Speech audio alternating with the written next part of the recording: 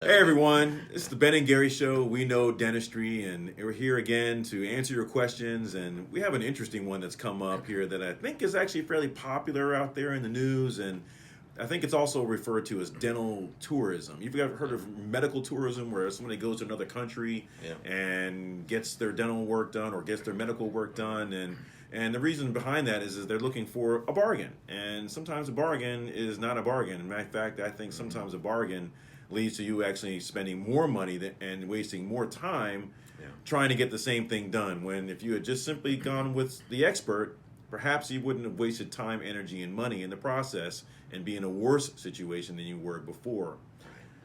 Gary, I think we were talking a little early about this one, and we were sort of sitting around afterwards chewing the fat, and a conversation came up about a patient of yours who I believe got some veneers. Correct. And you gave her a plan, and how did that work out? So exactly.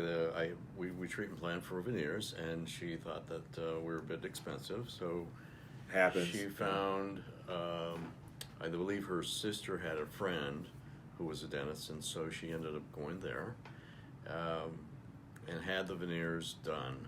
And when she had some black leakage along the gum line underneath her veneers, she said, well, that doesn't quite look right. So she came in and asked me what my opinion was.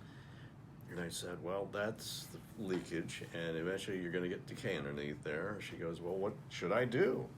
I said, well, it has to be redone. That's a bummer. My God, somebody's going to tell me I just got this work done, and then you sat in a chair for hours, and you got this thing done, and you're super happy about it here, but yet you come back and it's less than optimal. So they looked great for a few days, and then the leakage started. So she went back to this dentist, had them redone, and ultimately the same thing happened again. And she also had the lowers done. Huh. So double bonus, huh? You're right. So now she said, I'm not going back to them. I want you to redo them. So in the course of removing the veneers, the preparations were so aggressive that we ended up having to do crowns on them. God, it's and just so it not was part of the plan. Yeah, right. So, but it was just a very aggressive preparation. Gotcha. Now, typically, back up real quick for a second before we go on about that here. I think the audience might want to know, what does it mean to be too aggressive? Too aggressive. So, right, exactly. So, porcelain veneers are basically shells that go over your teeth, and if all your teeth are in proper alignment, then they can be very thin. Anywhere from a half a millimeter to definitely within a millimeter. Our world works inside of a millimeter, so a millimeter or more is like the Grand Canyon to us here. Right. So we're talking about tenths of a millimeter is how they should be designed. Right. Well, these were beyond aggressive. They were even more aggressive than like a crown preparation, which I would consider to be.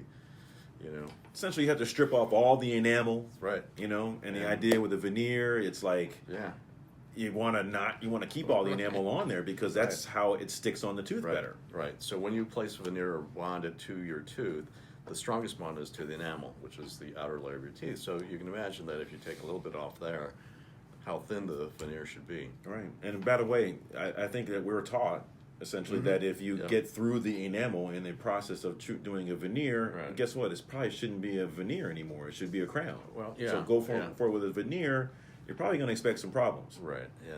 The bond strength is not as good to the dentin, but still, if you have a combination of enamel and dentin, that's usually adequate. Right. Okay.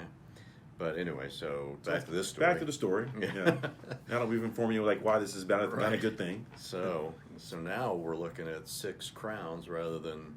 Actually, it might have been more. It had to have been if you did the same thing to the lower. Well, I'm talking about the front 6, cuspid to cuspid, then probably the first bicuspid. So 8 teeth involved on the upper front, and then the same on the lower. But so she was looking for the whole total makeover, right? And she got a makeover, all right. And it was just unbelievable when I was. Well, what do I do now? Right.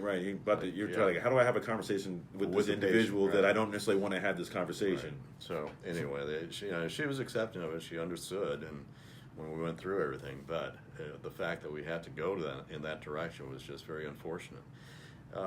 We also had to do some replacement on the lowers. There are some that were still intact and were not leaking. So we were able to salvage some of the lowers, but still, it was just the whole idea that she had made 2 trips to the dentist and came back with the same result, and then we had to go through the whole process of time waste, repairing and redoing. Yeah, because it's not even just a time waste; it's a financial burden. Now it's cost you more to be able to do the same thing, and then by the way, you didn't even get what you really paid for. And going forward, listen, nothing that you do in the mouth is going to be permanent. Right. This is a chronic problem that now you can't go backwards here. One of the beauties, I think, of what we love about veneers is that not only do they make a patient look good almost kind of instantaneously, but they're conservative. And it's a conservative way to be able to make your teeth look better.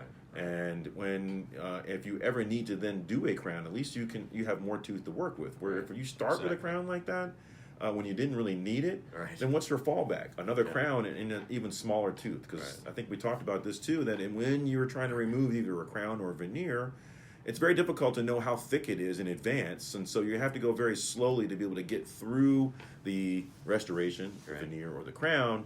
And sometimes those things look a lot like the actual tooth itself. So it's hard to discern if you're removing only the veneer or if you're now also removing some of your tooth at the same time. So it's not like simple just to pop it right on off and sort of start over from scratch. I mean, you have to then grind these things off that weren't designed to ever really come off. And so the damage to your teeth and the accumulation of all that here, you know what? It's a pretty good chance. I would almost have to say to this individual, you have to warn them that they could need a root canal on one or more teeth later on down the line. Again, more cost and more frustration, and then you guess what? You have these people who are really upset with dentistry, period, when it really, they just didn't go with the right individual. So didn't do their homework. So the moral of the story is when you go to have a veneer done, you have to make sure that the operator, the dentist, knows what he is doing, that he's done this times before, and it can be conservative and save as much of your tooth structure as possible. So, how do those veneers otherwise look, though? I mean, outside of the little dark stain here, a lot of times I've always seen when I've seen these kind of individuals is that they just look kind of blah. They don't look detailed. They were very opaque. They're very light, very white. But did they scream fake? They were not realistic. Gotcha. So, no, but and you never really want to have an individual that says, "Hey, you have great veneers." You kind of want to say, you have a great smile, and wow, what have you done? Have you done your hair or something else? Exactly. You just want to have it sort of blend in to make you look better, not sort of scream that you have this new smile here. Exactly. So it's not jewelry, Right. But anyway, it was just kind of disheartening for me to know that this had happened to one of my patients, and she had just decided to take a different track and have someone else do it. But it happens. So I sigh, long sigh. It is. It's unfortunate, but. Well, that's just one of our stories here. I know we're going to, unfortunately, probably have some other ones to probably share with you about some of this dental tourism here, but we figured we'd share at least one with you about what can happen if you don't go with an expert, and if you go on the cheap, you can really kind of get what you pay for. And this individual, they got more than they probably bargained for. Unfortunately, yes, but anyhow, that's the way it goes. So this is the Ben and Gary Show. We know dentistry. See you next time. Okay, bye-bye.